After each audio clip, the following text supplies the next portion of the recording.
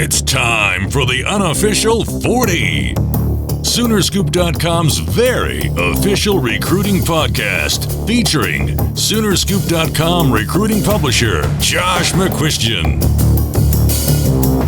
Get your recruiting fix from the leader in Sooner recruiting.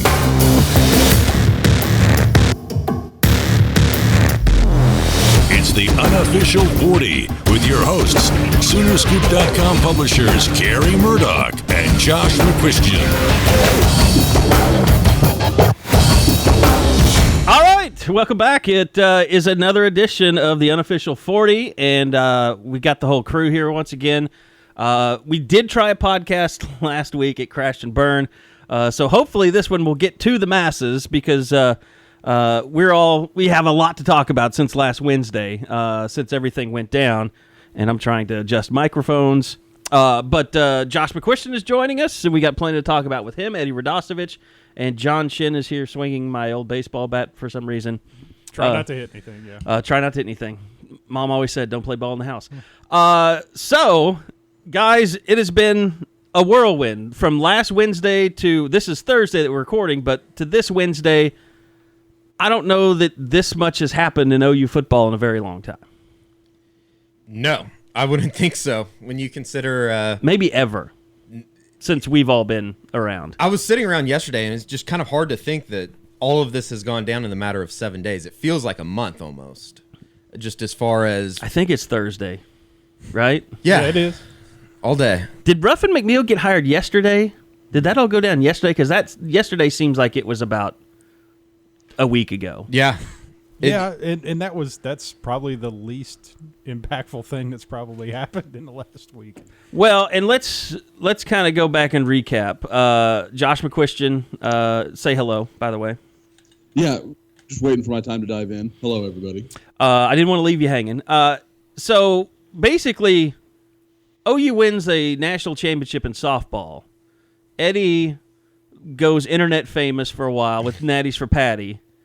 Still waiting on my gift package from like a pallet. Natty. I don't really know what to expect, but it's almost like I go every day to the door, like waiting for a big package. So there is something coming? Haven't gotten shit yet. No, yeah. They told you. I gave them my address, and they said, all right, we got you. And I said, okay. At minimum, you'd think there'd be a billboard or something out of this deal. That's what I was thinking. If they make me like a shirt or something, that'd be cool. Put you on a billboard with your baseball jersey on? Yeah, me. How did you fit into that thing, by the way? And when you put that on, were you like, man, I've really let myself go? No, because it never really fit anyways. So I've had it since I got it at, I remember coming down to, it was like, I bought it at one of those spring game cells, like when they did it like in the old when building. You were in college or high school? No, like when I was in elementary school. Like I wore that thing to, and the pants too, right? Yeah, it was a real uniform. And you were wearing the pants on your Natties for Patty video, right? Oh yeah. But they literally didn't go up to my calves almost. I had to give my roommate a tutorial on how to videotape it because we used the camera for it. So you use Sooner Scoop equipment? Yeah, it was professionally done. I had to get the highlights from from somebody. So yeah. I won't out anybody. You got them in elementary, Eddie. So they were huge then. Like, when was the window when they actually fit correctly? Like 1998, I think, is what I told somebody on Twitter, and that might be accurate. I remember wearing it to like Little League practice, and it definitely fit. Did you like play a round of golf out at like Westwood with that on or something? I thought I remembered there's the picture of you like out in front of like their concession stand or something. No, that was over at Texadelphia. Because you just randomly put that on one night. No, I did a thing for ESPNU in college when we were doing that Mustache Mafia thing, and we did a baseball thing for the OU Texas game, and so I still had it. I really didn't think I had it until I had to run over to the parents' house real quick on the day before the Game 2 of the Women's College World Series to find it. And they still had it, huh? Yeah, they have just about everything that I've ever done. And they saw this ESPNU video you did and didn't think, when he brings this back, let's just make sure this one disappears. No. They were proud of it. I think I still have a picture of it somewhere. See, I had a college baseball jersey once, and I always wish I still had it, but then what inevitably happens is you let your girlfriend have it for a nightshirt, and then you break up, and then she just throws it away. And that's what I don't think anybody wanted to wear that thing after I wore it. All right. It just quick. It makes me think, you always see Adam Schefter with his, like his little in-home studio where he's got like his helmet Michigan helmet behind him. Yeah. In my office, the only helmet I have available is my Tri-City Panthers Little League helmet. I still have that. Tri-City probably still pissed off that helmet has not been returned and checked back in. It's the mustache that really sells. Eddie is showing off photos of his ESPNU days. I looked so hard for the video of this one. The one that we actually shot out at Eldell, but I have no idea where it's at. You literally look like the old 89er mascot after he let himself go. The guy that with the big baseball head. He's got or you look a lot like what's his name? Played first base for the 89ers. Played for the Royals. Steve Balboni. Steve Balboni. You look like Steve Balboni's son. Yeah. I waited in line at the autograph stand at like the very top of the hill for so long for his autograph when I was little. Those were some good days. I'll put the picture up in the podcast. By the way, when I was a kid in Chicago, he looks like every guy that played that 16-inch softball. I could sell it. Yeah, you should go join a softball league and wear that thing. Every year I watch it taken out. Every year I watch the College World Series or the Women's College World Series, and we have the same conversation, being a bunch of my buddies, that we need to start a softball team, and it never gets done. So maybe this would be the year. Okay, so just so we don't have a 2-hour podcast, which I think some people would actually enjoy, let's kind of go back to when all this went down, and we were kind of telling the story on the podcast that we lost, how it all went down, but I can't remember, Shin, at what time what time did I tell you, hey, Stoops is going to retire today? About a little, you started calling me a little before 1 o'clock. Right. You were on the golf course, that's right. Just a little before 1 o'clock. And I probably I texted you after you didn't pick up the phone, and I said, journalism emergency, call back when you see this, and then you never responded, and so I called you, I think 3 more times. And I would imagine, were you mid-round? I had played, let's see, when you were calling, I had played 1 and 2 at Hefner South, and I'm going to the tee. I was walking to the tee box at 3. My brother was driving the cart, and I just looked in the deal, and okay, Carey Murdoch sell. Okay, let's see what this is. And then, because I had it on mute, I wasn't paying attention to it, and then after I talked to you, I saw, man, this guy's been trying to get a hold of me for about 20 minutes. How many golf games have been interrupted in this last week for you? For me, one was just completely incinerated, but there was an attempt at another one yesterday. But you did play yesterday? I did play yesterday. Because, Shin calls me, and I had already kind of been working, and to credit, full credit on this, Dusty Dvorak was kind of hinting this on the radio that he heard that Ruffin McNeill might be involved in this, and that's kind of where and so then I start checking with other sources and realize, okay, there's a good likelihood this could happen. But Shin is on the golf course, and he calls me, and he goes, yeah, you hear about this Ruffin McNeill stuff? And I said, yeah. I said, I got it. And he's like, okay, I'm just getting ready to tee off. Just want to let you know. So I just picture Shin just carefree, just playing golf while this shit's going down. And I didn't think about that until late last night. I was like, Shin really got out of all that shit yesterday. Well, I always think about this. 4th of July last year when the Durant decision comes out, I'm in one fairway at Lincoln Park West. But here it is, this major sports news story in Oklahoma. It does not affect me in any way, shape, or form. And there was a peacefulness that came over me when that happened, because it doesn't happen very often. So, back to when it happened. So, early in the morning, it was right after we got off a radio show, and I wrote about this kind of in one of the stories, is I hear that this is going down, and it's right at the moment I find out, oh my God, Bob Stoops is going to retire. And it's legitimately happening. So I run into our production studio. Curtis Fitzpatrick and Phil and Zinga are in there. And I look at Curtis and I looked at Phil and I could tell I was turning white. Like I wasn't able to breathe. It was such a huge thing. And they could see it on my face. And I just looked at Phil and I go, Phil, I'm sorry, but you have to leave. I need to talk to Curtis. Because there was no way I was telling Phil that Bob Stoops was going to retire, because he'd just turn around and call his wife and she'd be posting it on Facebook before I could even get home.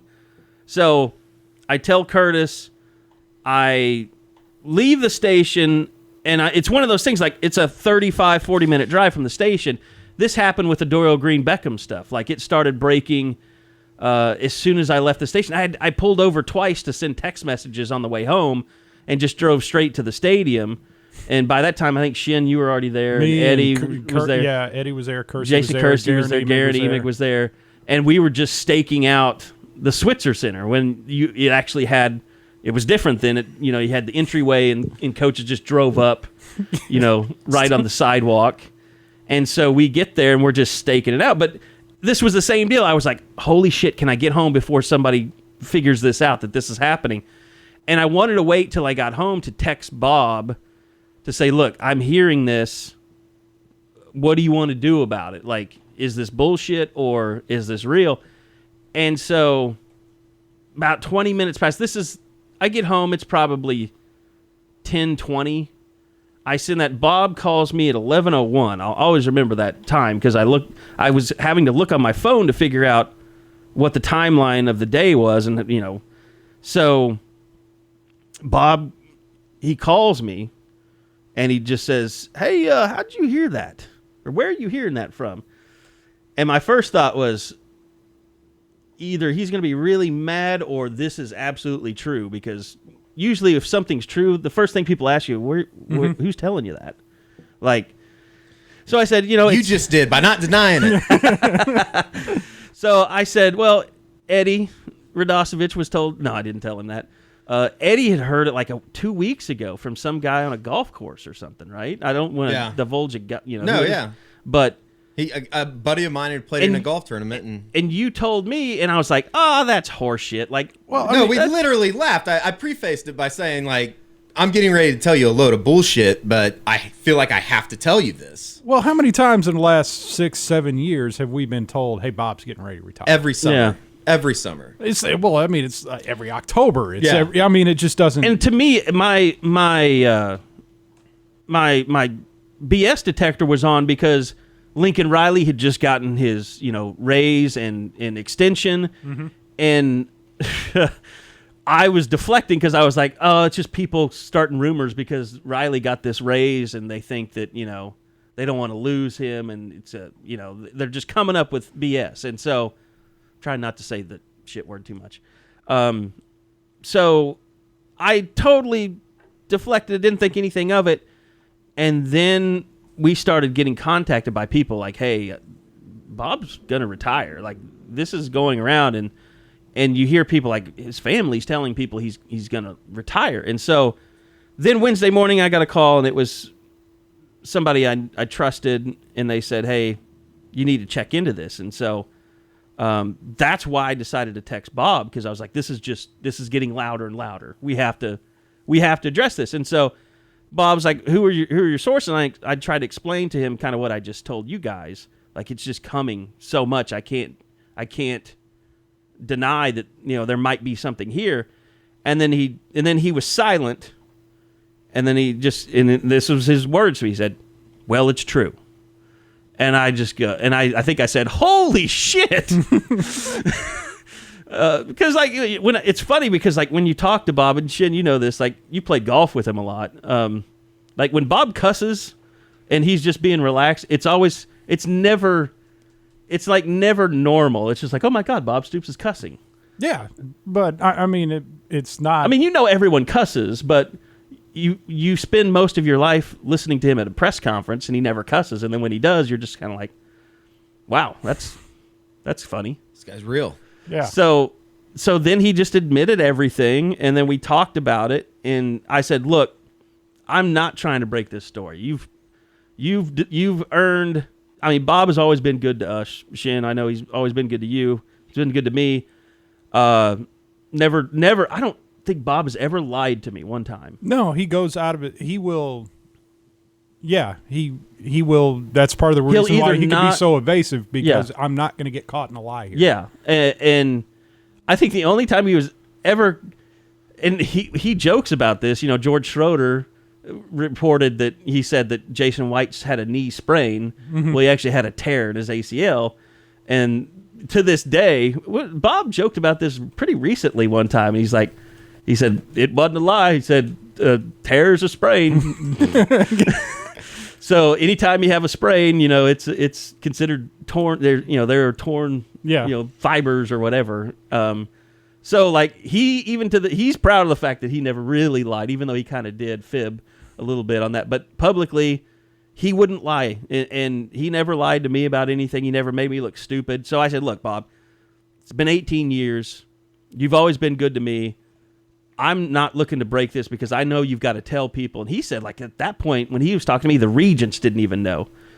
And because he was like, once you tell the regents, everybody's going to know. And I think another part of the deal was he wanted to make sure Riley was going to replace him. Yes, that was part of it, too. And because he said that the regents had to be brought into it so they could okay Riley becoming the next head coach. Because if there's 2 or 3 regents that are, we're not on board with this, and all of a sudden everything just blows up. So, I can definitely understand that part of it, where let's make sure everything, because I think that was the other big part of it. He wanted to make sure the only guy who was leaving was him, and that was it. And then my thought was, you should be able to tell your team before they find out on Twitter, because, I thought that was only fair. And as the day went along, and I'm sorry this story is so long-winded, but as the day went along, I knew like Jake Trotter was texting me, and he had caught wind of it, and I knew that Dusty was getting calls from ESPN trying to find out if there's some truth. So I knew other people knew about it, and I think, Josh, weren't you out at camp, or Eddie? Weren't you and didn't like Jenny Carlson stop by and try and show JD Runnels something? I'm pretty sure she had texted JD, and JD, you were standing next to JD. I was standing next to JD, but the whole, like, just going out, and Josh, you can add to this, is just the idea of going out to their elite camp on a day that walking in, you had already told us that Bob was retiring. I told you guys. Yeah. I told on a group text. I told Josh, you, and Joe, and then I'd talked to Shin while he was on the golf course. So you guys knew, and then my program director at the radio station knew. Those were the only people I'd told. So you guys go into elite camp knowing Bob Stoops is stepping down as the head coach. And he's no longer the head coach. And all the assistant coaches are out there. They have some of the the big offer guys that they had invited to this elite camp. Yeah, were there getting ready to work out, and it was just so surreal walking around and even seeing like some of the players. Caleb Kelly was there. I ran into Justin Broyles, talked to him for a minute. Didn't want to tell him to go to his team meeting today, but at the same time, it's like, your world's about to change. It's like you're walking downtown and a nuclear bomb is about to fall, and you're watching as a mom is walking her daughter hand in hand, and you're like, those people are going to die. Yeah, like the entire daycare is walking by, and it's like, what a beautiful day it is. It's like, you people better watch out. Go inside. But like, okay, so get to the chopper. Eventually they try to have a team meeting at 3:30. I'm telling Bob, like, this is not going to last much longer. You need to do what you need to do. And so then they bust up the meeting into 2:30, and I can't remember, Shin, was it you told me, or somebody was telling me? It was Obo told me at the press conference, they sent out the group text 3:30, and he told me he went to sleep. He set his alarm for like 3 o'clock. Then he wakes up at 2:20, and they moved it up to 2:30. So he showed up to the meeting late. But the whole thing about it was, they were trying to beat this out, and then Trammell was actually the first person that broke it, and it was, I don't know, 1:45 or so. Yeah, just about. And so then cat's out of the bag, and so I was like, I did talk to Bob, and I promised Bob if it comes out, then I'm gonna say something, and so I just tweeted out, I have spoken to Bob Stoops, and he is retiring. And then I hated it because I saw like a couple of players are like, what? like responding to me, and I didn't respond back to him. It wasn't the way Well, but it's also the classic deal. If you want your players to hear it from you first, you better not delay telling them. Yeah, but like you said, they had to do the Regents thing with Lincoln and get him.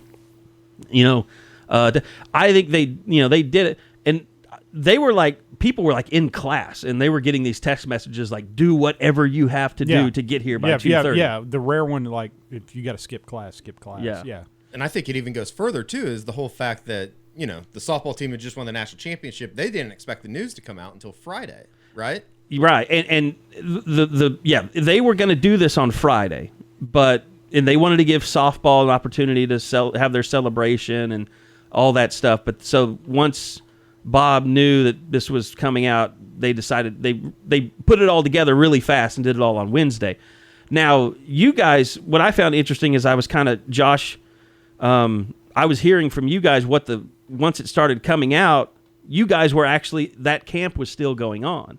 And coaches, Josh, I mean, you kind of described it like you could tell like the coaches didn't even know that Bob was retiring. Oh, yeah. I mean, you could tell, and Eddie, I'm sure, saw it too, but you would be talking or, you'd be watching, and all of a sudden the coaches started staring at their phone, like, about 5-10 minutes after we knew, after it had kind of broken. Because like Eddie said, we kept getting people walking up to us and saying, "Oh man, you hearing this crazy stuff?" And Eddie and I kind of have to be like, "Yeah, crazy." Like you can't own it, so you're like, "Oh yeah, nuts." And so then it finally happens, and it's out, and somebody that I had just told, like, "Oh yeah, that's crazy," kind of looks at me, and I'm like, sorry. I didn't know what to say to him. But you son of a bitch, you knew the whole time. Exactly. Yeah. And like, because one of the people I was talking to actually kind of works loosely with the athletic department. Carey, I don't want to mention his name, but you know him. We've known him a long time. And he was standing there, and he kind of looks at me and chuckles because he thought somebody else had heard the dumb rumor. And I was like, no, man, it's real. And he, and he immediately had to leave. It was kind of a whole thing. So, were there actually coaches like just walking away, like leaving the elite camp? I 100% think that Cale Gundy got a phone call and had just found out. Did you? That's the one that sticks out to me too, Eddie, because Cale was kind of down doing drills and getting warm up, and he was real involved, and he's talking. I mean, that's Cale's role is kind of the camp director of these kind of things, and all of a sudden he just leaves, and he's at the other end of the Everest Indoor for like 10 minutes, or it felt like half an hour. It may have been 5, but he was gone for a long time, and then he kind of comes back, and I thought he was more subdued. Maybe it's me reading into it, but it clearly felt different from him. And I know looking around, you were looking at the rest of the staff, and they're looking at their phones, and they're kind of, like you'd see them kind of pair up, like, are you seeing this, kind of thing. So I wouldn't say the whole staff didn't know, but I think I would bet the majority didn't know. It was just really weird, too, how much the atmosphere had been just sucked out of the elite camp. It was like, this thing is... I could shoot video of a kid doing 10 backflips in a row and then getting an interception, and it won't get any views compared to the shit that's happening in real time right now. I mean, that's just... That is tough. I didn't even really think about that. Like, those coaches that were finding out... just looking at you like, you sons of bitches. Yeah, and I mean, Seth Luttrell was down there. I mean, I guess we could have talked to him. He was down there for the elite camp with North Texas. Memphis coaches were down. It was just the weirdest. It was it just added to the surrealness of the moment, I guess would be the best way to put it. Too bad LSU couldn't have canceled it for him. Yeah, that's true. So it goes down, and the press conference is set for 5:30, and I'll just say that, and people, I had a friend texting me about it today. Like, people cannot stop talking about how awkward that press conference was. Just that first off, it just felt surreal seeing David Bourne up there saying basically bon voyage to Bob Stoops. Like, I couldn't wrap my head around it. But then at the same time, having Lincoln Riley sit there being introduced and yes, I agree with anyone who said they should have had 2 separate deals, but I'll also say this. I think Bob Stoops wanted it that way exactly. He wanted to get it over with. And also, it was, to me, and I think you guys would agree with this, it was Bob Stoops, the way that Bob Stoops would have wanted to do it, because he really wanted it to feel as though the program was just continuing on.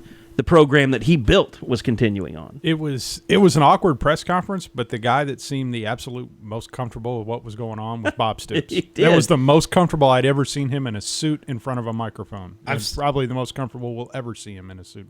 I think I've told you guys many times, it almost feels like, even in the interviews he's done on the radio and stuff since then, it feels like he's the happiest he's been in forever. Yeah. I'd agree with that. I listened to him he was on with Dusty and Mark yesterday. Yeah. He was on a beach, and the wind was just blowing. I thought he was on a golf course, but he said he was on a beach with Coach Spurrier and Matt, McMillan. And literally have never heard him sound that happy in my entire life. Yeah, he seems, I mean, and I think that's part of the reason why he didn't want to wait till Friday to do this. He was like, I've made a decision. He wanted to get his toes in some sand. I am ready to retire. Yeah. Yes, I'm not. If you move until Friday, I may not come into work that day. Can you just get me on Skype? Yeah. But like Thursday, what was it? Tuesday, he was on a golf course with Steve Spurrier doing an interview. Mm-hmm. And then Wednesday, he was on a beach with Steve Spurrier and who knows who else, playing bocce ball and stuff. And it's just like, he's just living the life. He's living the dream. As ready as he was to retire, it seems like on the flip side, Lincoln Riley was as ready to take over as head coach. Yeah. And it's been, I don't know, Josh, it's going to be interesting because now we're having to interpret tweets. I've actually had to make phone calls to people and say, now what does this mean? And people are like, I don't know. I don't know what that means. So, it's like life is going to be very interesting with Lincoln Riley, Josh. There's no question. I mean, obviously the Jaden Woodby stuff last night was really interesting with Jaden Woodby apparently knowing something that, I guess no one on the Sooner Scoop staff knew, that you can mess with locations on Twitter and, say you're in Afghanistan while live tweeting from Oklahoma City or whatever you want to do. So he messed with everybody, said he was in Oklahoma. Now, then got kind of frustrated about the fact that everyone thought that meant something. And I'm like, I don't know how you get to do that. But to your point, after that Woodby tweet, last night Lincoln Riley tweeted the hashtag for the 18 class, SE2K18, and then the fire. And the last time he'd done that hashtag was when Ron Tatum flipped.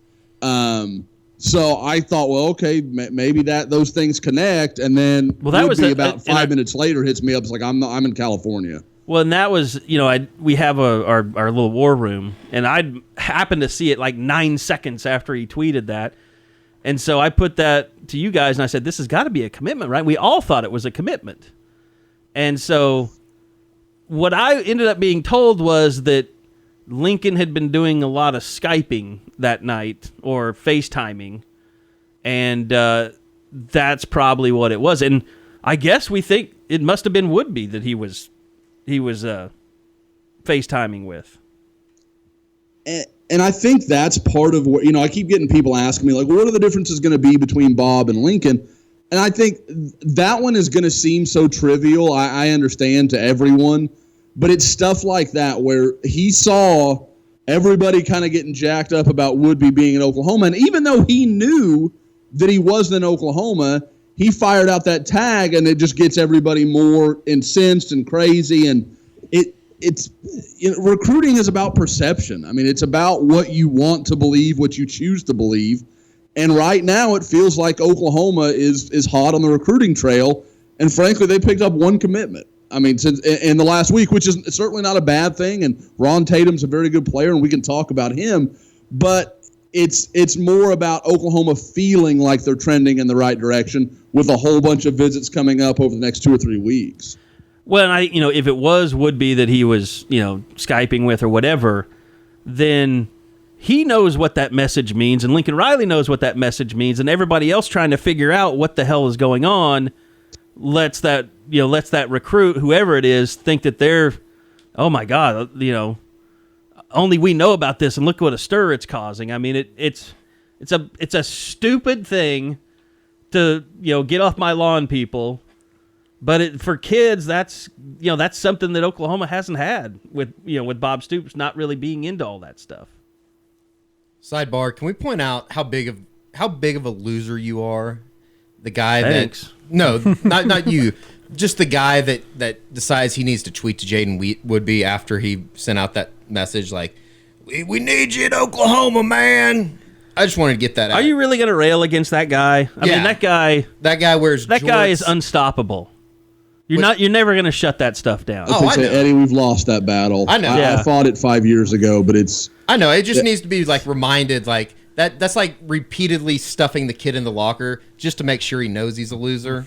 That needs to happen occasionally. Yeah, but I mean, those people are shame-proof. They really are. Yeah, it just doesn't. You're work. not. Yeah, you're not gonna affect. Well, them. and it's not like anybody's out there doing it as Tom Sanderson with his picture with him and his lovely family. Like it's some random guy with an OU helmet. Like it doesn't. It's not like he has to go around living through that day to day at Best Buy. Yeah, he's usually got.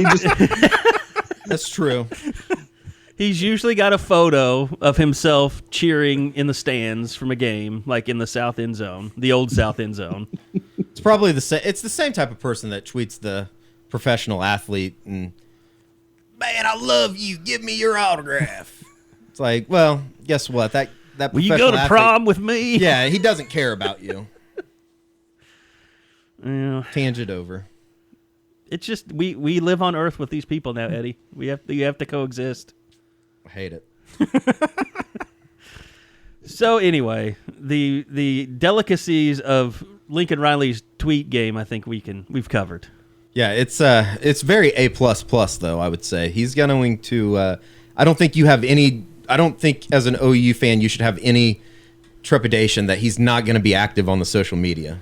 Okay, so he hires Ruffin McNeill yesterday, and like I said, Dusty Dvorak had been talking about that.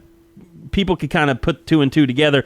Although he was at Virginia, which was he had a nice job at Virginia, working with Bronco Mendenhall, who's a very good coach.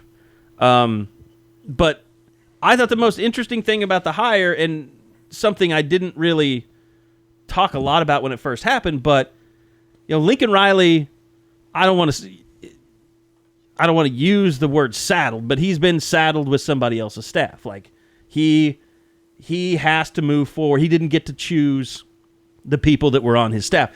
He did with Ruffin McNeill. It's the one move he's been able to make, and I think it's very notable that he not only is he defensive line coach, but he also named him assistant head coach. Yeah, well, I mean that's probably a way of getting Ruffin McNeill more money. Sure, yeah, but it does. I mean, there's two guys on this staff that Lincoln Riley hired. That's McNeill and Dennis Simmons. Dennis Simmons, yeah. So I mean, yeah. After this season, Riley will get to, if he wants to, he gets to remake that staff.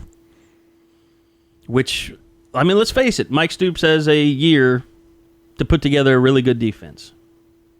Fair, right?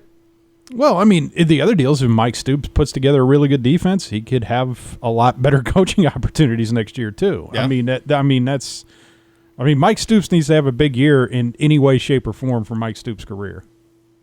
Yeah, and you know what? It wouldn't shock me if Mike Stoops does have a really good year.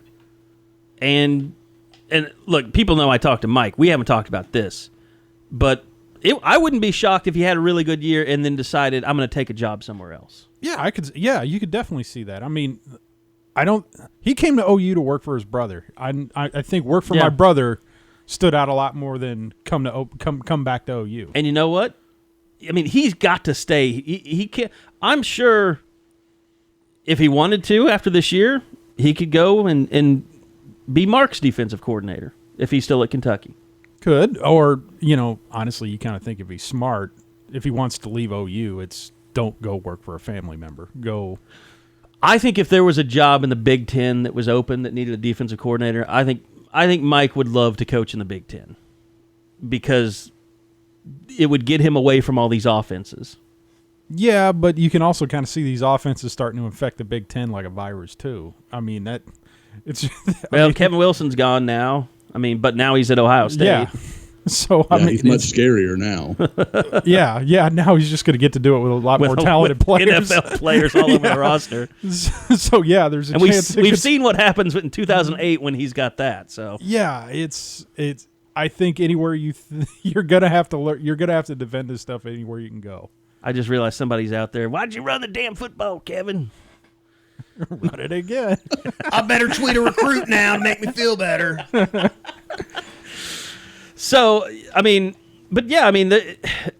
asks me, the question I get the most, and I got this from my buddies that were texting me today, is did he bring in Ruffin McNeill to replace Mike Stoops? It's impossible to say that. I mean, everybody has an opportunity to keep their job. I mean, even Tim Kish, I know people don't want to hear that, but if Tim Kish can get in on some recruits and bring in a Jacob Phillips that he lost last year, or somebody of that caliber, he can keep his job. But also, guys, if they were hired, as you said, to coach for Bob and they don't feel comfortable coaching for Lincoln, then they can try and find other jobs. I mean, I think some of that will happen. How about the real special dumbass that got all hot and bothered because Lincoln Riley brought in Ruffin McNeill? How about that special kind of a person? Eddie Radosevich. I tweeted it yesterday. I just don't think literally bitching to bitch because of that. I don't think there's a downside exactly to bringing in Ruffin McNeill. How he's a position coach.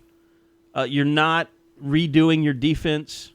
You're not having a month to redo your defense, because I said this all along to people like, we need to get rid of Mike now. No, you need to keep Mike because you've installed a defense, you've changed the defense, and if you get rid of Mike, you only have a month to learn a brand new defense. How well is that going to go over in this conference? Yeah.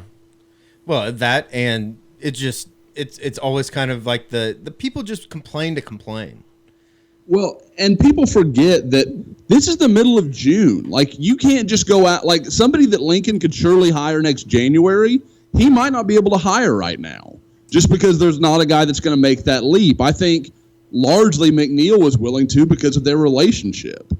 And he was a position coach. He wasn't a coordinator. Yeah, true. Absolutely true. And that could be another deal. I don't know what kind of deal McNeill had at Virginia, but probably getting that assistant or associate head coach title probably allowed him to get out of his contract at Virginia without it being it wasn't a lateral move. It could be viewed as a promotion. So, yeah.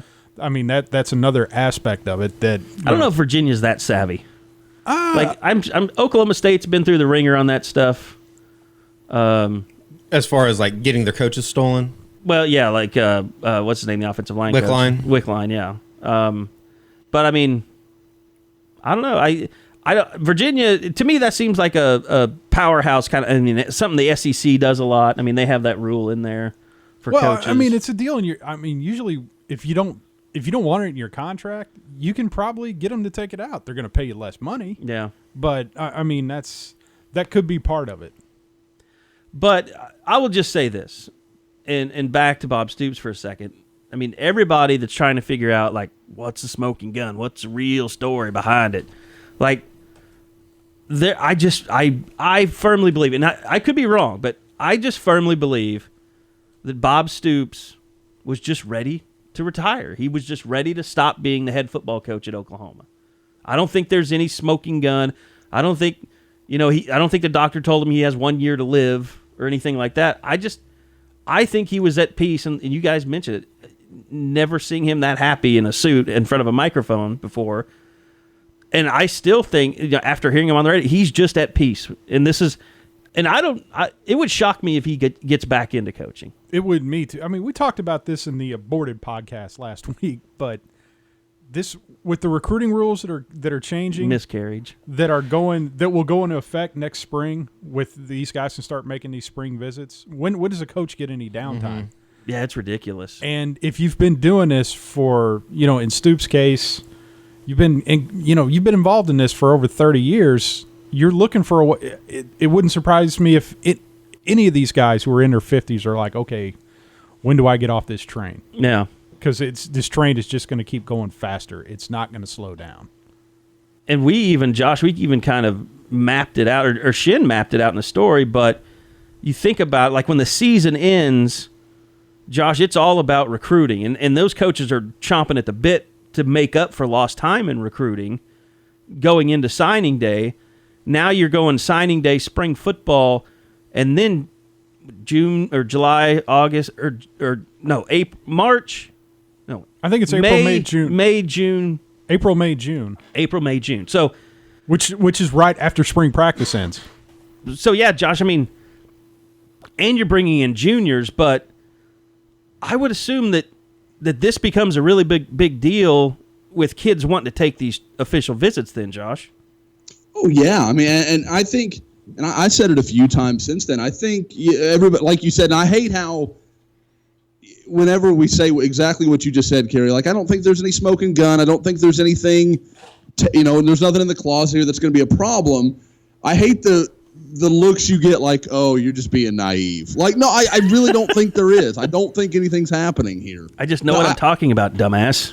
I think when you look at it, I mean, I think the best comparison I can make is to compare for myself. When I started doing this back in like 2001, Bob's third year. Well, from signing day to, I don't know, maybe late May was really slow. There was nothing going on. And it's no different for me than it was for the coaches. Now, I just literally got off the road from almost 3 straight weeks of not being home. Like, I was just constantly gone, flying, driving, just anywhere. And the coaches have even more extreme schedules than I do because they have the budget to go everywhere. So that these guys just live on the road, and I think, and obviously that's not the case for Bob because of the rules, but Bob has to be there to host recruits and have guys over. He had two official visitors at his house that weekend before he resigned. The Dylan Fa'amatu kid and Anthony McKinney were a couple of junior college guys that were both there, went over to Bob's, had breakfast with the family, all that sort of thing. So it's just nonstop. And so when people are like, well, this isn't a good time, that's the reality of what we live in now. If there's no good time, say he does it in January after the bowl, you could have totally nuked your 2017 class that was so good. If he'd have done it in, the middle of the spring, well, now we have to refine our whole, go through spring practice, and we have to kind of lay out our new staff and our new, whatever we're going to recruit. We got to figure out our offers. There's no good time to do it now. It doesn't exist on the calendar. You just have to do it when you feel like you can.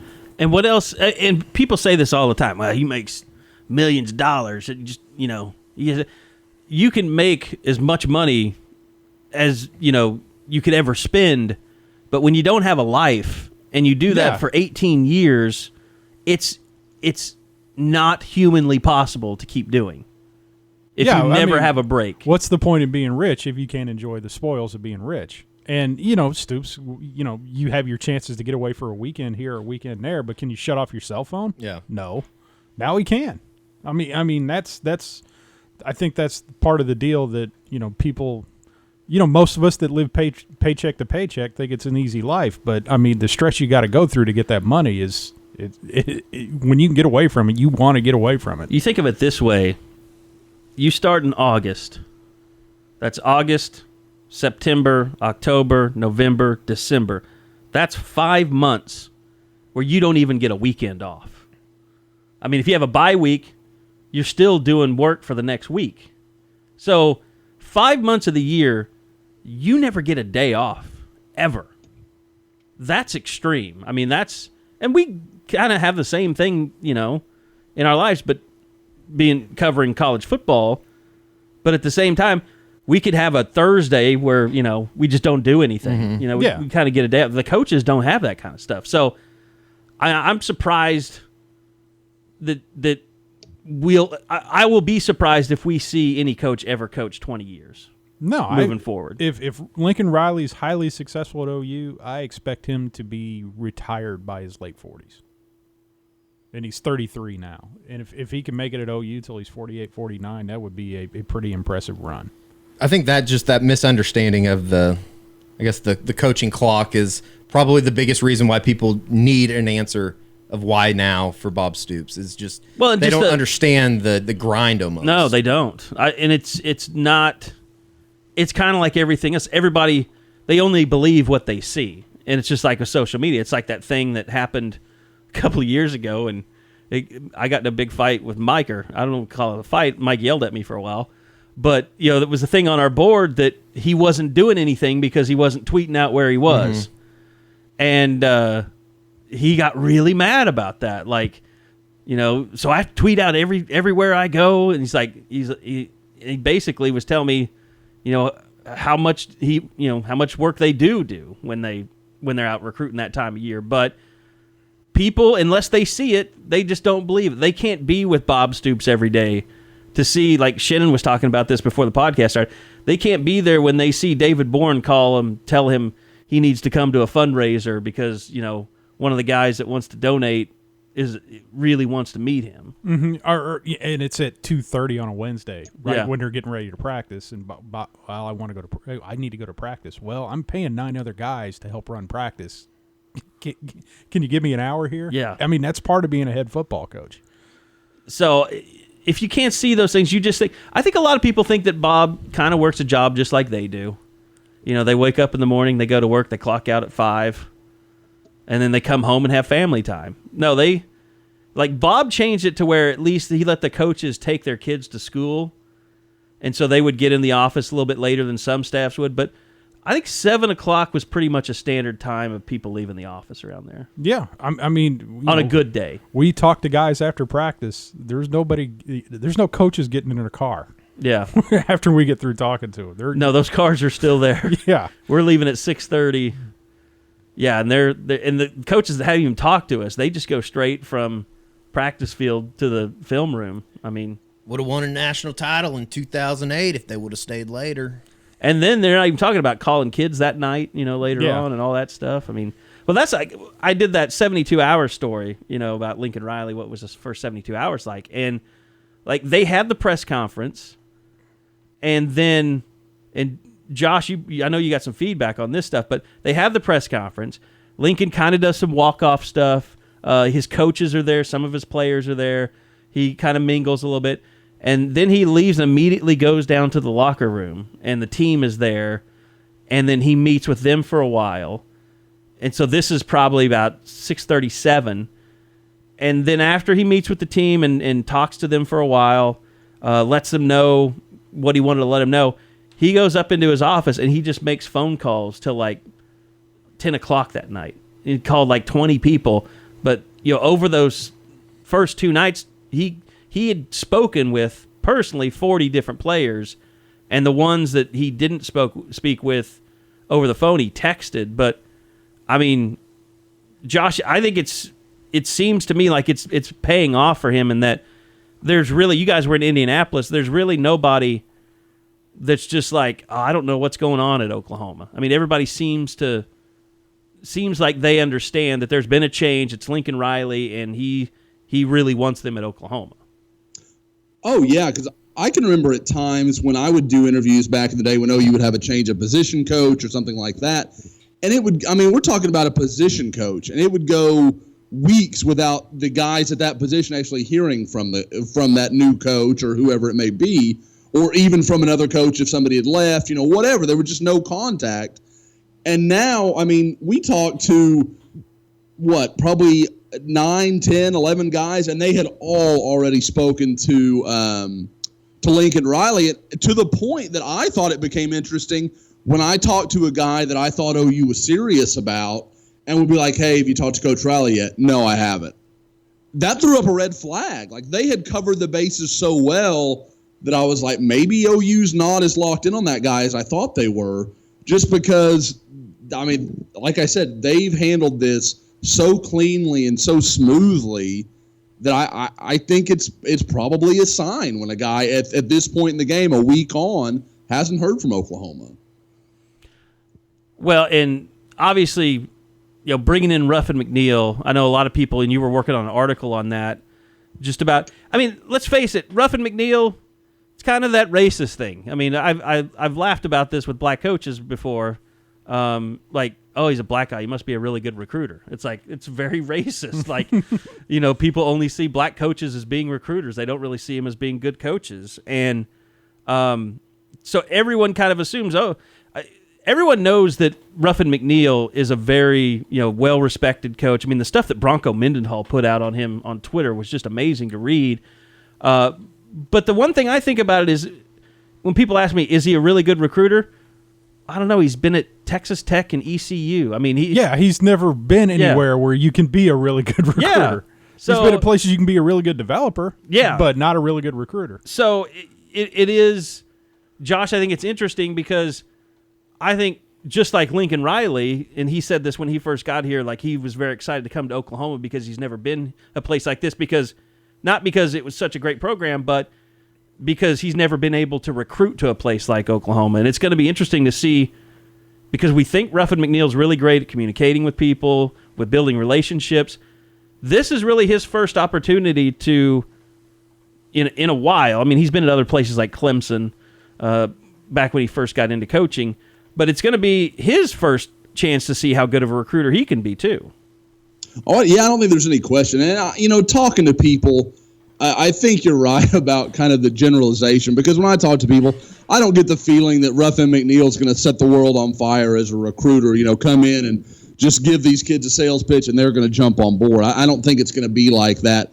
I do think he is a guy that the high school coaches he knows, the players he has either coached or wants to coach or whatever the case may be, end up respecting and trusting him completely. I mean, when I talk to I've talked to a couple of Rivals guys within our network that have worked with, either at Virginia or Texas Tech or East Carolina, have been around him and dealt with him. And everybody just glows about the kind of person he is and the way his players gravitate toward him. And just so I think there is a very good chance for him to build relationships. But I think if you're expecting him to come in and be this, Alec Baldwin, coffee is for closers guy, I don't know I don't think that's very realistic, but I think the guy over leads. Time can be successful. I'm just waiting on Ruffin McNeill first defensive meeting. Walks in and tells Mike Stoops to put the coffee down.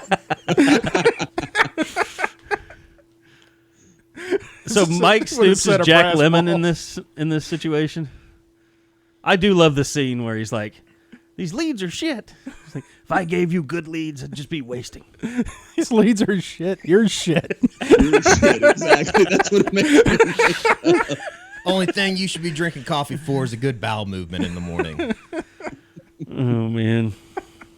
I'm gonna hear about this one. I do think it's funny. It's you like just compare him to Jack Lemmon. Lincoln Riley worked really hard on those first couple nights that he was as head coach, but that had to have been like one of those kind of, I don't know, almost like a high, getting to call kids and be like, I'm the head coach. I'm the head coach at Oklahoma. Let's talk.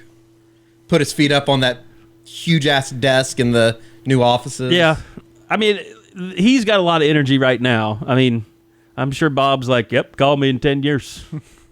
But I can remember when I first, got a morning show, and the first year was just a whirlwind. Now, 4 years into it, I'm about to die. So I can identify with that. Well, that's another part we talked about where, 33 doesn't seem like a liability when you look at that world. Now it seems like a little bit more of an asset. Yeah, and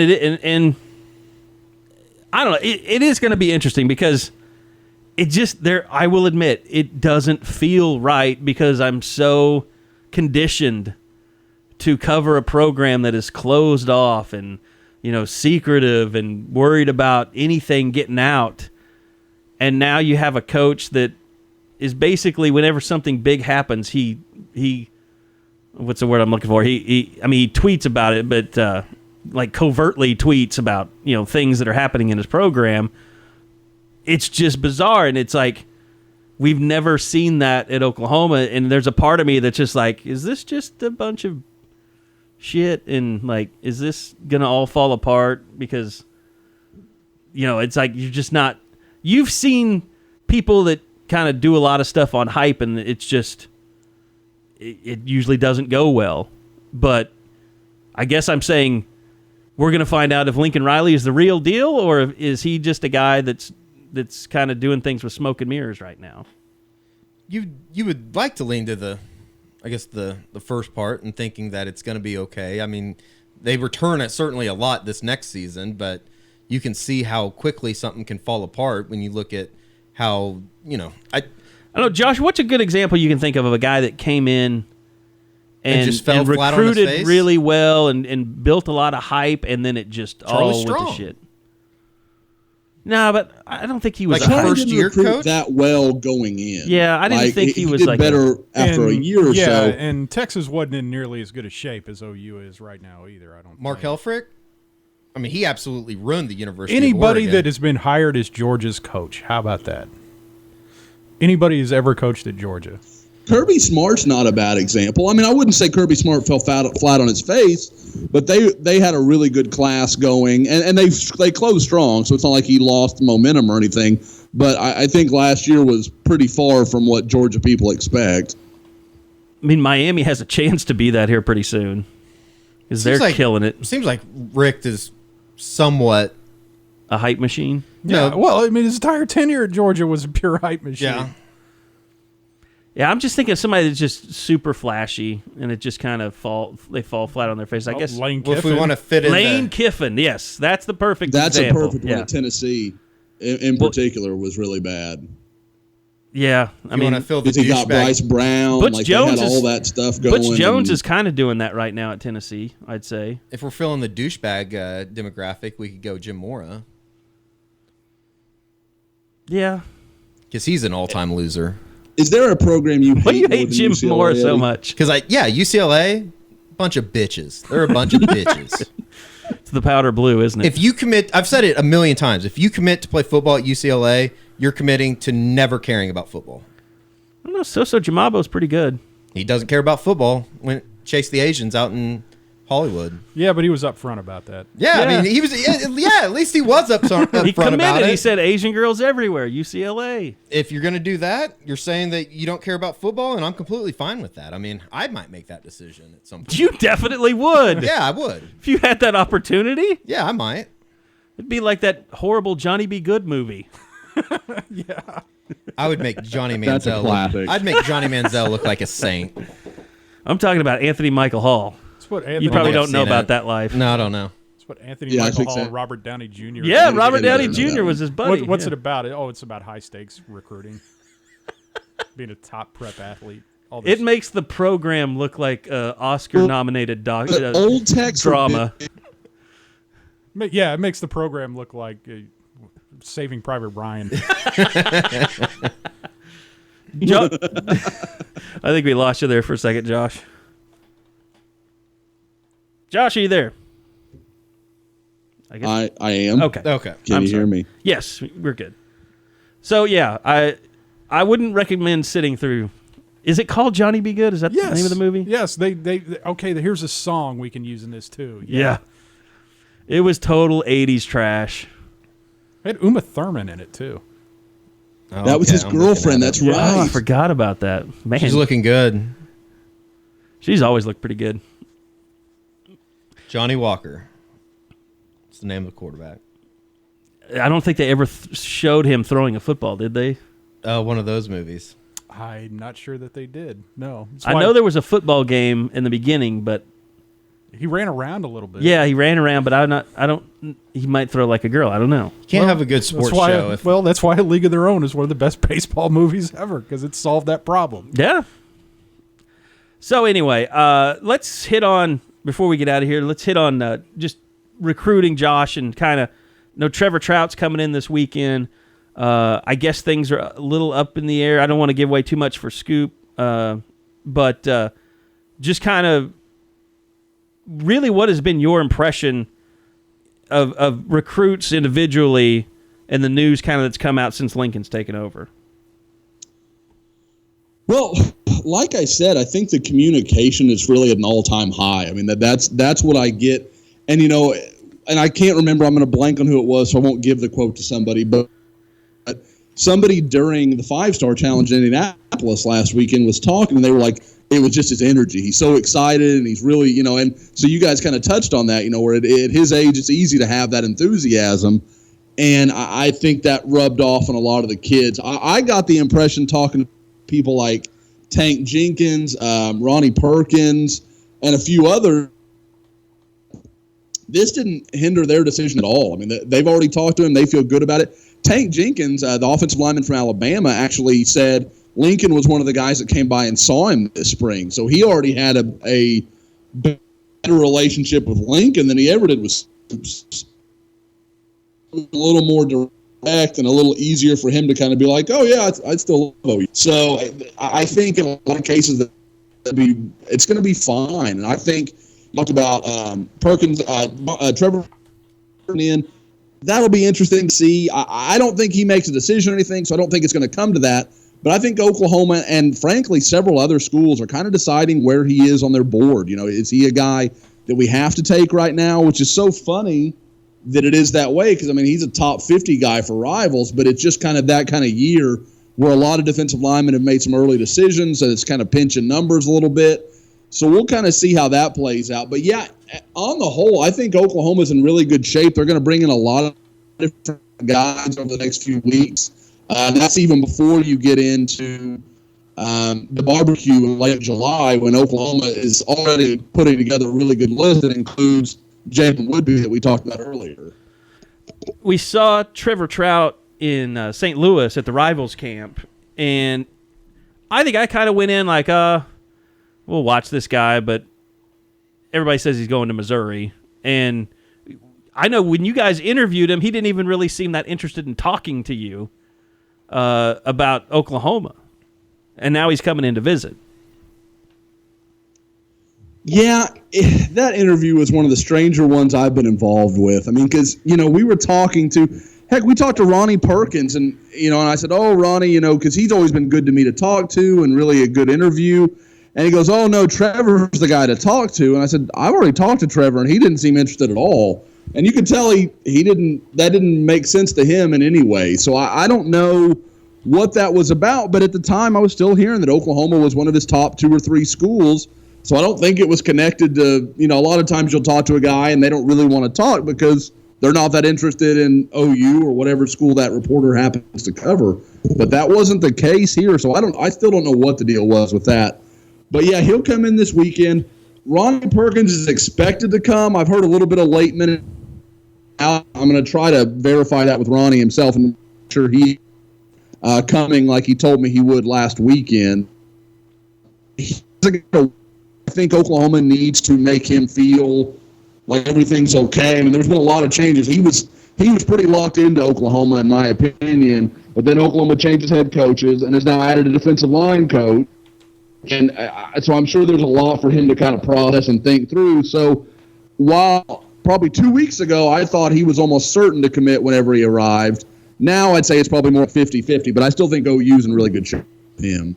Okay, so you mentioned, Josh Helmholt came out with an article, a Columbus, Ohio kid that OU's trying to get in this weekend, but it sounds like, Josh, it might be a little up in the air with him.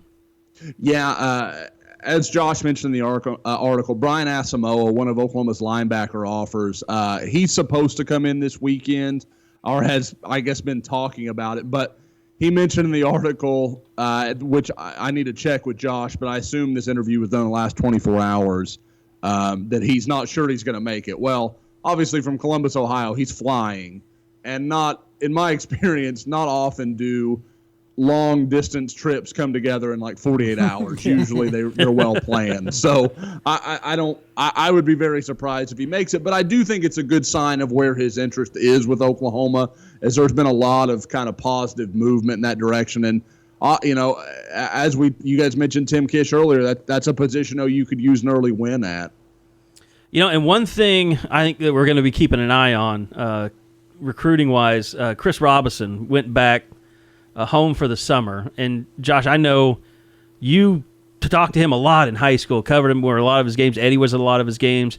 I know you've had a long relationship with his head coach there as well. Do you see if something did happen and he decided he wasn't going to play football, take a year off, whatever, that Lincoln Riley could offer a second quarterback here in this recruiting class? I could see that. I think it would come down to me, what would make the most sense, just because, A, you don't want to affect Tanner Mordecai, because I'm sure he was recruited being told, hey, you're going to be our only guy. And at the same time, you want to make sure it's a situation that's very inviting for your 2019 quarterback option, which is likely to be Spencer Rattler, the big-time kid out of Arizona. I think you would look at a JUCO. I think you would look at a guy that is kind of very Joey Halsey-like, that is going to be a guy that can take reps in practice, can do some things for you. Maybe in time you could feel comfortable with him in spot duty, but not a guy that you're expecting to come in and compete for a job because, frankly, that's not really what OU needs. They need a body. They need somebody who can keep, their quarterbacks from having to throw 500 extra passes every season. Wasn't Halsey committed to Oregon, or was that just his other offer? I think that was his other offer. I don't remember him being committed anywhere else. And I certainly don't mean that as a slight at Halsey, but I think we all know that, he was kind of brought in because they needed bodies. He lost that game at Tech, so do you say whatever you want. Do you have a problem throwing on pro day and not really being a prospect? Tyler Tettleton did it 2 years straight. We need you. What's all Eric Crouch doing down here? He did. Yeah, that's right. I forgot about that. And everybody was like, really?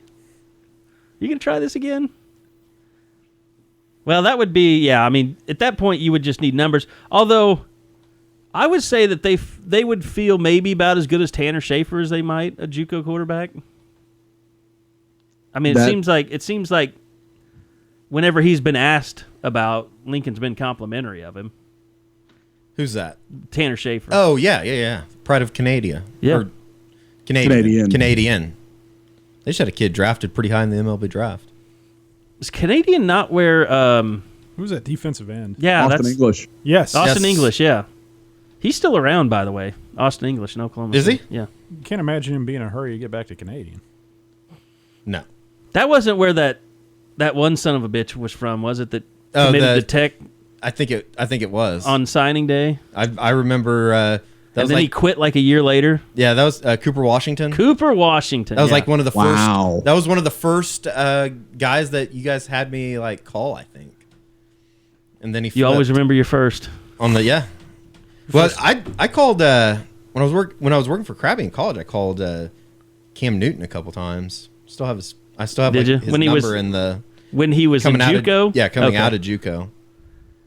I think the first OU recruit I ever talked to was Josh Heupel. Really? And I swear, he enrolled early because he was coming from Snow Junior College, so he graduated, or he didn't have to graduate because he was... Do you think he was Mormon the first time you heard his name coming from I Snow? thought he was in an orgy when I first heard him because he answered the phone, and I could hear loud music in the background, and I could hear girls, screaming. Those were his wives. And then when he found out who I was like, "Hey, Josh, this is Carey Murdoch from Sooners Illustrated." And all I heard him say was, "Turn down that music, calm down." So he was like managing traffic. I could just so funny. I think he lived with Josh Norman. I think they were roommates. Oh, really? So I bet they were having a good time. That's funny. And Josh Heupel then he looked like a young Justin Timberlake then. When he was, working out, and his head got unathletic, as he got older. But at one time, he had an athletic head. Eddie is looking in disbelief. I'm trying to think of something. He doesn't believe that's true at all. Yeah. No comment. No, Josh Heupel, when he was young, had an athletic head. I had classes with his sister. That's really my primary Josh Heupel connection. And she married David Bourne's son, right? Mm-hmm. Dan, I think. Anyway, Lincoln Riley, I posed this question, athletic head or not? Unathletic head, athletic head. I would say... And does it matter on a head coach? Bob Stoops had an athletic head. Had one, but it gradually disappeared. With age, kind of disappeared. I'm trying to think. No, I'd say athletic, decently athletic. On Riley. Did you see the video of him from Muleshoe when he was in high school? Yeah, it was good pretty stuff. Funny. I mean, he looks exactly like Lincoln Riley. I mean, that just obviously younger version, but I saw a video of last night of he looked like Ruffin McNeill too, and he's walking in the background. He looked like a younger version of himself that was always locked himself in the bathroom. Like he just looked like he was just sweaty and, running around. And he just looked like a little dirtbag kid. Little dirtbag kid. I'm sure there were a lot of dirtbag kids in Muleshoe. I'm sure they were out chasing frogs and lightning bugs and all that stuff. What do you think the percentage of Trump votes that came from Muleshoe, Texas? I'd say 99.9%. How many people are there? He said he told somebody around 5,000. I heard on a radio. That's a pretty decent sized town. A lot bigger than I was thinking. I was thinking like 900. I think they're like Texas 2A or something. I mean, they're not big, but they're not that small. In fact, the article that was an article that was talking about he went back last year and then put it in a bunch of plays, throwing to the slot. I think like 9 routes or something. And yeah, that was at Sports Illustrated. Was it okay? Yeah. He gave his high school coach it was throwing long passes to the inside receivers, deep passes. And they used it all year. Yeah. You imagine they lose a game early, spending too much time down in Muleshoe. I can't wait to see how many people just turn on him. Not turn on him, but just because he's the head coach, can't do things that you normally can do. Look, let's face it, Bob Stoops, if Youngstown, Ohio had been close to Oklahoma, people would be making pilgrimage. They would have made pilgrimages to lighting candles. Youngstown. I guarantee you will start, if Lincoln Riley has success, it will be like the Magnolia for men. We need to Muleshoe, Texas. I'm talking about Chip and Joanna and their Magnolia Farms. Is that what it was? You ruined it. I was going to ask if John and Eddie had any idea what you were talking about. I watch Fixer Upper on the regular, so yeah. Okay. Joanna's hot. I mean, why wouldn't you watch her? She's smoked. Besides being enablers at Baylor, but that'll be a different podcast. that's a little troubling. But no, I think Lincoln needs to get on that. Get his family to make some silos or something. We could buy a house in Muleshoe for $127,000 and turn it into the Lincoln Riley. Fixer upper it. Yeah, the Lincoln Riley. You're looking museum. at real estate in Muleshoe right now. Yeah, you can get a house for 2-bed, 1-bath, $45,000. That sounds more accurate. Yeah, that sounds more like a house. I might. Muleshoe sounds. I mean, it sounds kind of like Marlowe. Yeah, I mean, you work for the Duncan Banner. Yeah, I remember Marlowe. At least you had to go through Marlowe. Duncan people think of Marlowe. We really don't hate people from Marlowe. We hate people from Comanche because their stirrups never stay in their shoes when they play baseball. They're just those. That was my Bruce Gahagan, our assistant coach. He hated that more than anything. So we didn't even have stirrups because if there's any I hate children wearing Steph Curry jerseys. That's my biggest pet peeve. It drives me insane. I just want to spit on the kid when I see him. I literally have a physical reaction that I have to keep myself from going up to a kid and spitting on him. It happened to me in San Francisco, and I thought, oh my God, I really would want to spit on that kid. But his biggest pet peeve was that we'd always play these small town teams, Empire, in summer ball, we'd go to Lindsay, and they'd all have stirrups, and they would never stay hooked up to the bottom of their feet. They'd always be out just, flailing around, and it drove him insane. We couldn't even wear stirrups in summer league ball because he was always our coach. What do you think about rap music? I don't think he'd ever heard rap music. I mean, this was back when MC Hammer was just getting popular. I have this vision of this just crotchety, just old timer. I mean, you had Run DMC, you had MC Hammer, and you had Luke Skywalker 2 Live Crew. I mean, the rap was so varied and wide. I mean, you had just filthy rap, or you had mom and dad rap, and then you had Run DMC. I mean, rap wasn't what it was today. Although not what it used to be. I'm not really loving the whole Lil Yachty, Kendrick Lamar.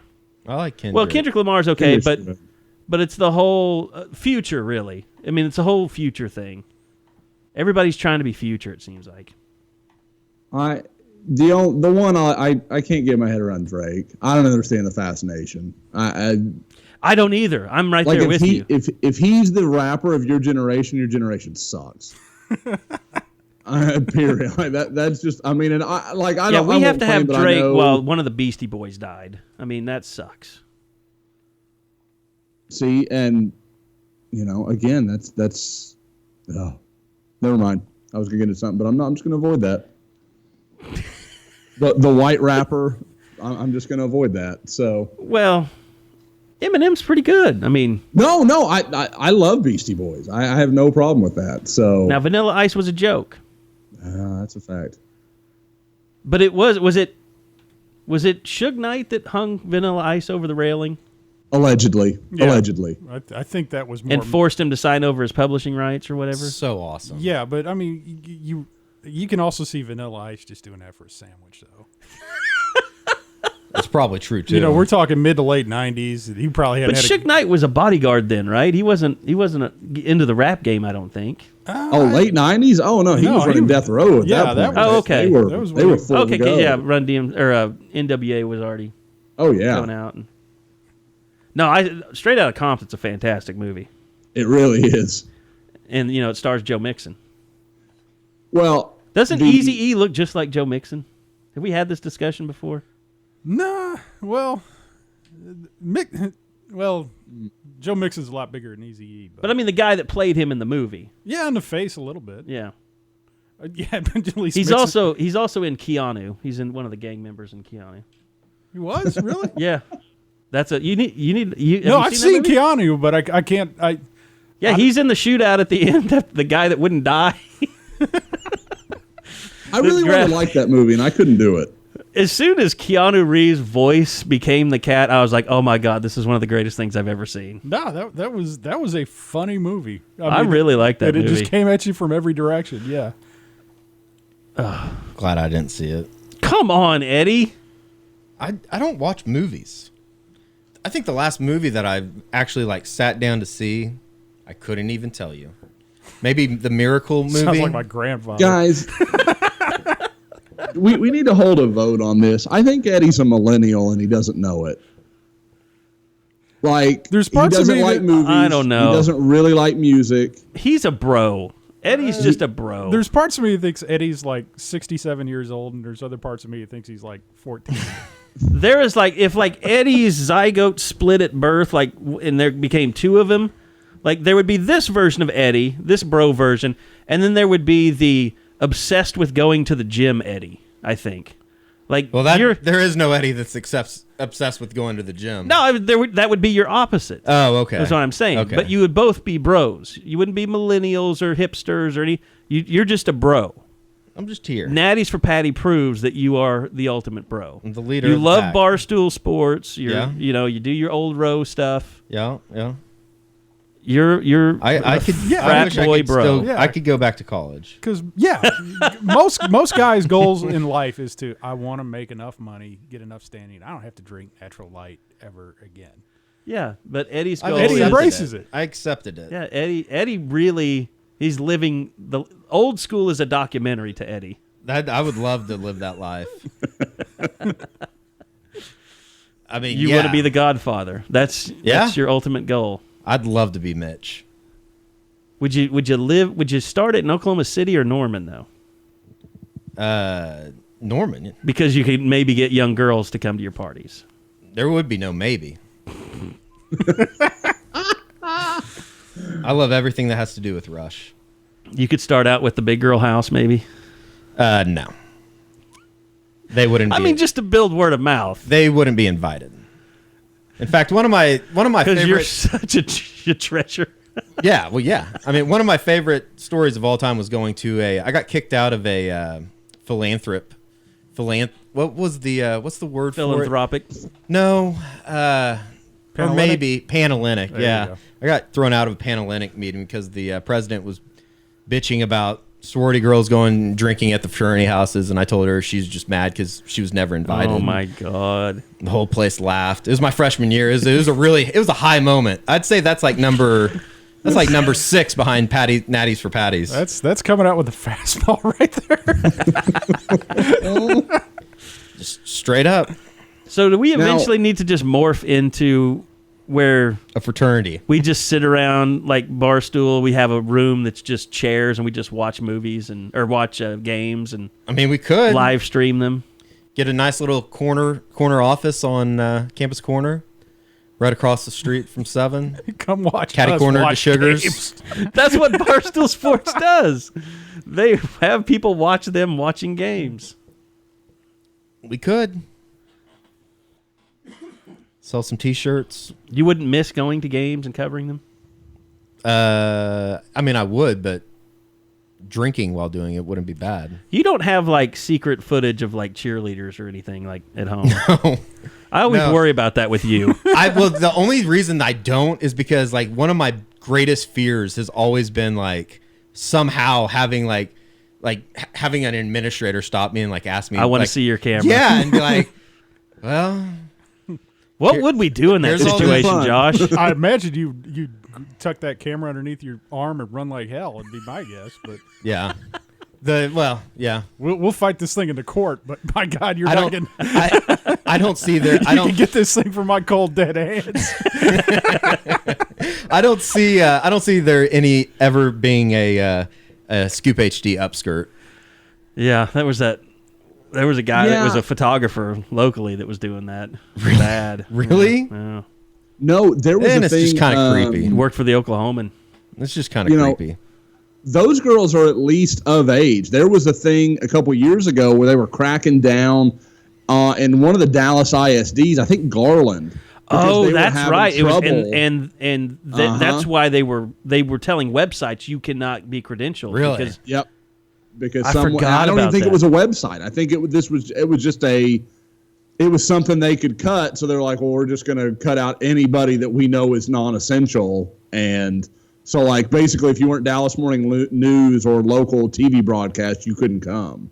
Yeah, but some dude was shooting upskirts. Yeah, of the high school girls. Bet there's a close. Not good. Bet there's a close proximity of people that go to high school games and do that, and then tweet recruits that they should go to their favorite college. God. You know, I think, Carey, you said, we don't have any of that, do we? Eddie would be one of my least concerned. The overt people, like, about their, willingness to chase girls and I want to have hot girls at my house, like, those aren't the pervies. Those aren't the ones you got to be scared of. Like, they're just too real to be that way. It's the guy that doesn't ever say anything. That dude's super scary. Yeah, I agree. They have a certain look to them, too. Yeah, like they're the guy you see in the grocery store. I'm like, I wonder how many dead bodies are in your freezer. So, all right, I think we've derailed the podcast stuff. Shin, quickly, I know you put out, and I know, there are hot boards all over, and kind of take them with a grain of salt, but you put out a list of 7 candidates, and Josh, I thought it was funny because until the Ruffin McNeill stuff happened, I thought that was going to become the baseball coaching candidate thread was going to become the all-time most commented thread on the website. It went nuts. Josh? I have not looked closely enough at it. I have heard the legends of this thread, but between all the other stuff... Of course, Money Sooner got involved. Money Sooner was a walk-on at OU, and he was really incensed that you would dare put Bill Mosiello on the list.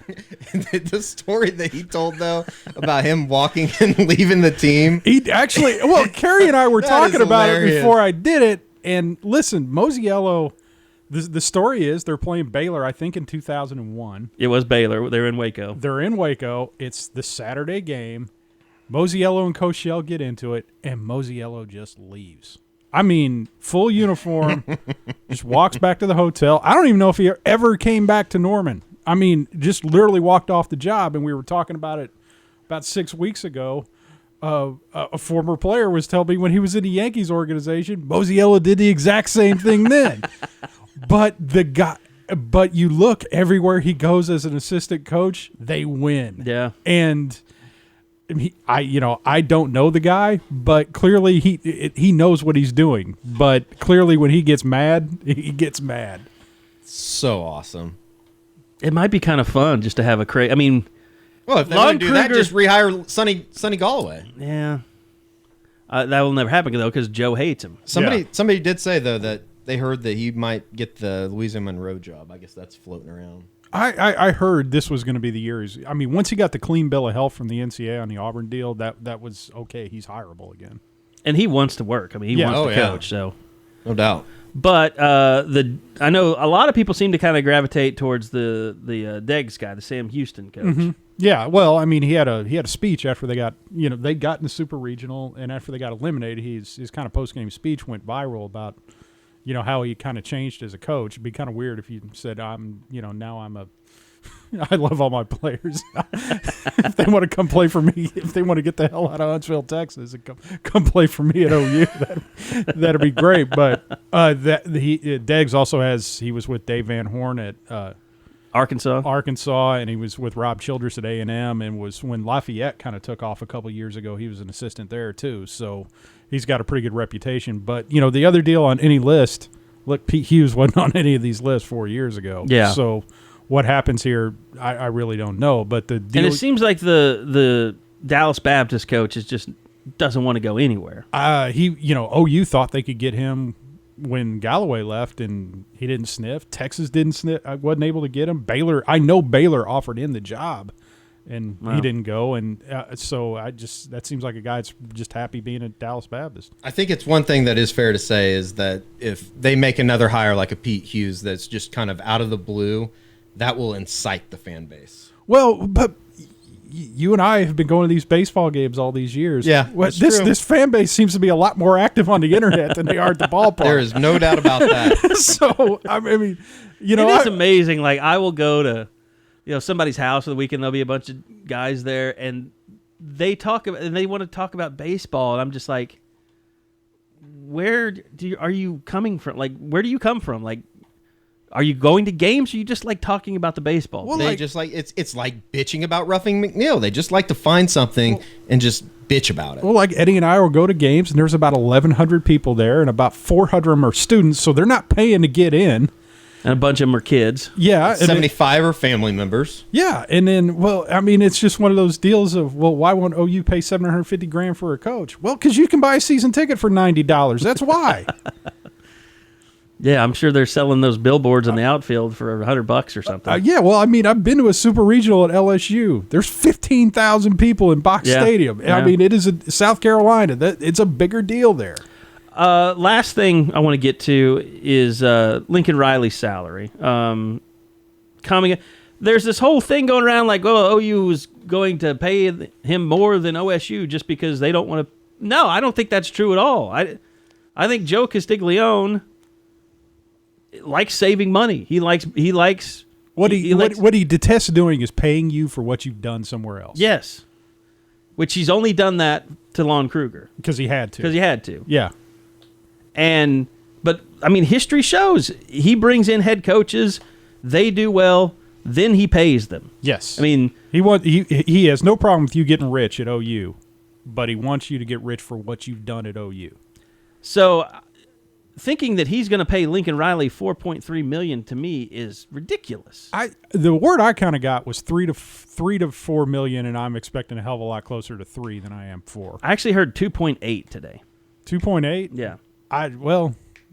I would have thought it would be at least like 3.1. But the other thing we know at OU is if OU goes out, wins the Big 12, gets in the playoff next year, they'll rip that thing up and write a new one. Yeah. So they'd never had any problem doing that under Stoops, and if Riley's successful, I don't think they'll have any problem doing it under him. There will be a small contingent of people if they only pay him $2.8 million that are like physically ill at that. I bet, and it's probably the faction of the fan base that capitalizes O and U and your. But there will be people that are upset about it. But you bring up a point, though. No, you bring up a good point. You don't want to go too cheap because then the fans are like, "Oh, you're not really serious about this coach." Like, well, I could understand if you went cheap. Like, I'll get Dabo Swinney does not make what he could make it. He does not hold Clemson ransom, but his assistants are paid really well. Riley it kind of seemed like when Bob was there, Bob grabbed every nickel he could get for himself, and maybe Lincoln Riley's a little bit different, where maybe maybe Mike Stoops turns out is making over $1 million, which he hadn't done before, or maybe. But he's making like $990, isn't he? Pretty close or to 900. it. But some of that I think is bonuses. But I mean, he and Riley were making virtually the same thing last season. We know Riley was going to go up to 1.3, and OU had decided the industry was going to set the standard for Riley. They were going to kind of make him a top 5 offensive coordinator no matter what. But maybe he makes a little less and the assistants make a little bit more. Sweeney has done that since he's been at Clemson, and it's worked out really well for him. If I'm Lincoln Riley, I say, okay, what are you going to pay me to be the head coach? And when they tell you, they say, okay, I also want the 1.3 I was getting for offensive coordinator. That wouldn't be a bad idea. A little power play. I'm sure they're going to say, well, when you hire a real offensive coordinator, we're taking this 1.3 away. 2.8 would put him, and this is off of last year's salaries, but he would be 7th in the Big 12, only ahead of Matt Campbell and David Beatty. Give me the top 5. Yeah, but David Beatty was making like $800,000 from last year. It was Stoops, Charlie Strong, Gary Patterson, Mike Gundy, and Cliff Kingsbury. What's Texas paying Herman, I wonder? 5. Are they paying him 5? Yeah, which is a ridiculous amount for a guy that lost to SMU last year and only has 2 years of head coaching experience, but it's Texas. Well, and the thing about it, I keep hearing, I heard somebody arguing about Herman's worth the other day, and we talked about this shit, I remember last year, but Tom Herman sold out his entire season to win that OU game. Yeah, he did. By the way that they practiced, and I mean, they were trying to make sure that their team was in mid-season form, so they practiced the hell out of them. And then you notice everybody on that team got hurt after that game. Like they just had people falling left and right. He took this gamble that I want to be in late October form for the season opener, and then that team didn't really get better throughout the year. And because in Herman's case, I think he was thinking beat OU. Maybe I get in the playoff this year. Mm-hmm. And then they wind up losing 3 games. But the 2 games on their schedule that said winning these will get you in the playoff, he won both of them, Louisville and OU. But, he lost 3 of them along the way. But, yeah, I mean, Riley, I think the thing about it is you have to look at Riley like he would have been hired by some major program somewhere, and then he would have been one of the hottest, biggest names in coaching. And it kind of gets taken away from him because the way it happened, it looks like he just kind of slid into a job. But I mean, he's probably could have gotten a lot of jobs for $4 million. Yeah, eventually. I mean, I think we kind of heard, or he was a lot close. He was a lot more involved with Oregon than anybody let on. But the whole deal is if he goes out, if they win the Big 12 this year, they'll rip that thing up and give him $4 million in a heartbeat. I mean, if they're in the playoff, that contract is going to get ripped up and they'll start all over. OU's never had any problem doing that. No, you're right. Were you guys surprised? Like I know, I did it in some of my interviews. And I know you all did interviews as well, kind of talking about this changeover and everything. But nationally, whether it was a radio show that was in Alabama or I did some Sirius XM stuff, and they were talking.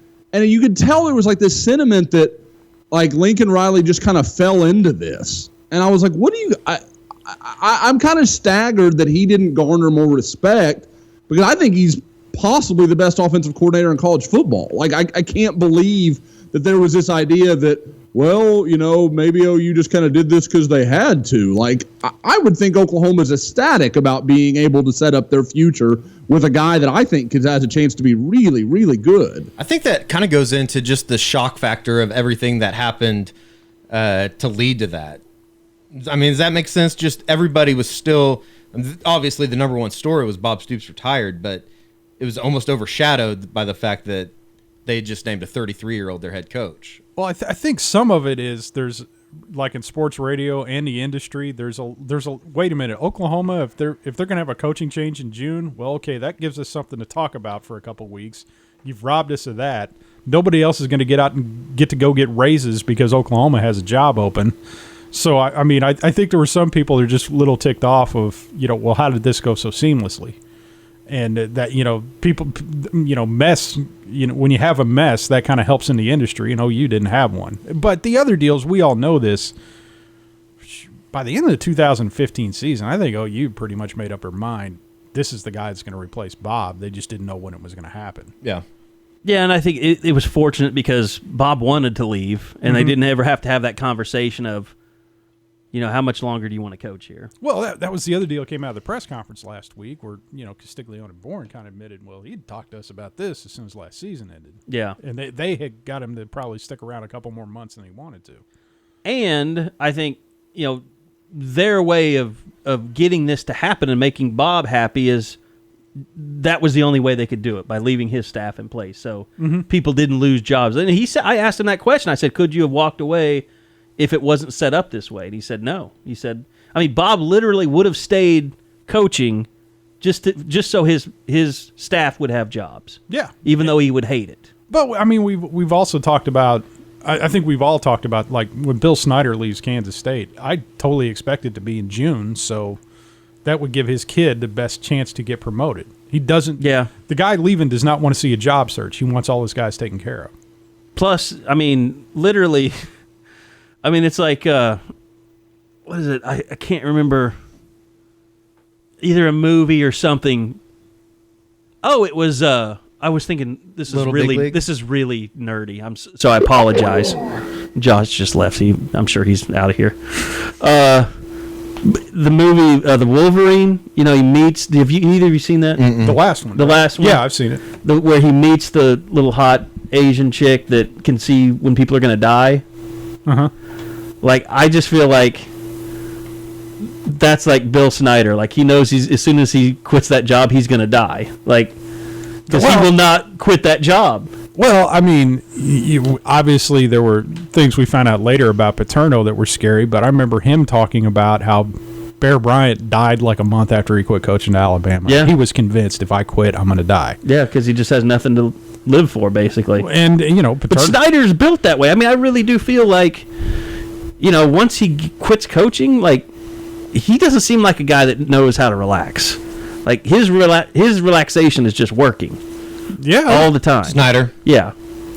I was kind of thinking about this, I guess, right after, everybody was talking about Tom Herman and Lincoln Riley's age adding up to be Bill Snyder. And I think that the next 3 years at Kansas State, I could see them underachieving very, very low.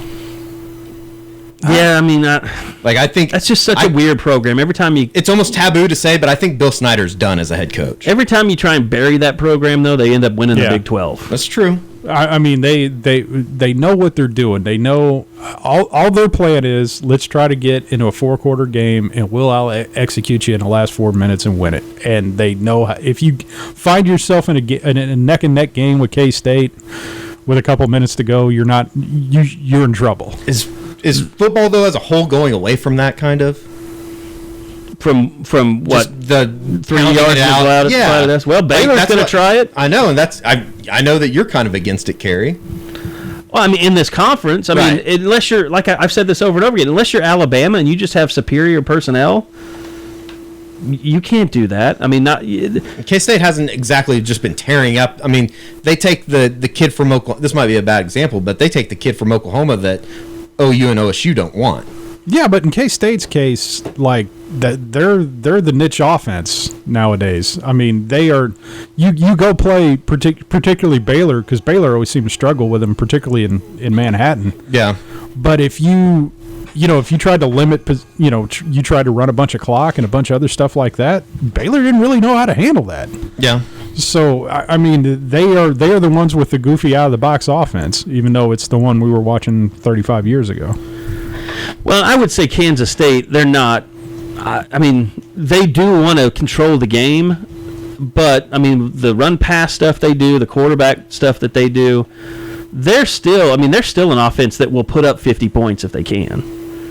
And they will throw the ball down the field. They're a big play offense. They did against A&M. I don't look at them like an Iowa, where that offense is just kind of stagnant. Yeah, it looks like Chuck Long is still the quarterback there. It's just the mid-'80s NFC North. Yeah, it's awful to watch. Teaching the huddle on the first day of practice. This is how we huddle, gentlemen. Well, it just looks like even it could be the middle of September. It looks like it's snowing in 28 based on what they're running. Well, they haven't changed their uniforms ever. So Well, whenever the Steelers change theirs, I'm sure Iowa will change its. Oh, God.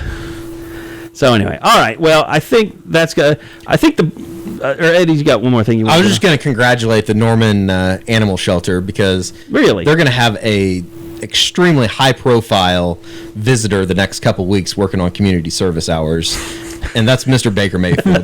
Everybody knows when you get arrested in Norman and need community service hours, you go to the animal shelter. Is that what he's going to do, you think? Absolutely. Well, so go adopt a dog from Baker. You just got to go walk him for a couple hours. Didn't the release say some of the stuff he's got to do is with cops?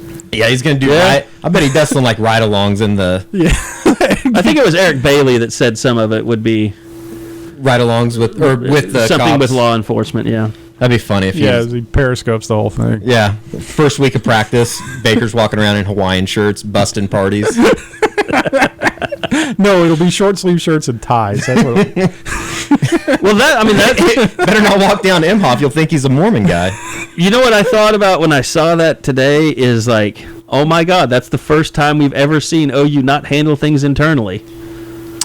Like, they didn't pull he'll be disciplined internally. Well, they actually told us what his discipline would be. I mean, we were talking about this. You were talking about it at the beginning of it. Like, I used to say, like, football season was like having a hangover every day. But you get to basketball season, and that was like, it's about 2 o'clock in the afternoon, the aspirin is kicked in. I've drank some water, where Kruger makes no attempt to hide anything from anybody. Yeah. Now, I can't imagine that Riley won't have I don't want to talk about that. Yeah. But it is going to be a different deal from Stoops. There's no doubt about that. And I think there's going to be more, access. I don't know what that will be. I don't know if I want open practices. I don't want open practices. I mean, that's a nightmare, which there's no return from. But, being able to go to a scrimmage would be cool. Yeah. I mean, I think that might be a possibility. That'd be insane. We haven't had an open scrimmage since talking to 2007. Yeah. Just talking to assistant coaches is going to be crazy. Sam Bradford versus Keith Nickel was the last open practice. In a downpour. Remember that? Yes. Straight dominated that Bluetooth kid. Chased him back to Michigan. Hey, I caught that Hail Mary. I bet he's selling cell phones now. He's like insurance or something. I've looked him up recently. I remember I tagged him one time because, who was it? Bradford was playing against somebody that had... Oh, Bradford was playing against the Redskins. So I tagged him. I said, hey, look, 2 guys that beat you out in college are playing against each other in the NFL. What did he say? He never responded. Who would have thought? Well, I mean, that's impressive. I would be proud to say I got beat out by 2 NFL quarterbacks. Hey, probably just 2 different schools. Damn. Hey, Mr. Backup. Yeah, this guy ran you out of Oklahoma, and this guy turned you into a wide receiver. They're playing against each other on Sunday. Yeah, I should have tagged him and said, man, did you make bad college choices? Sunday scaries are chasing him. So anyway, all right, we'll end on that. Josh knocked off. We didn't even bother getting him back on because I've already got to fix the podcast. So enjoyed it. Enjoyed being back. It looks like, yes, no, it's working. So it didn't crash on us this time. Anyway, that's going to do it for this time around. The last part of this podcast looks terrible, so it may sound horrible. But appreciate Josh McQuistion. Appreciate Mr. Eddie Radosevich, John Shin in studio as well. And we'll see you guys next time on the Unofficial 40.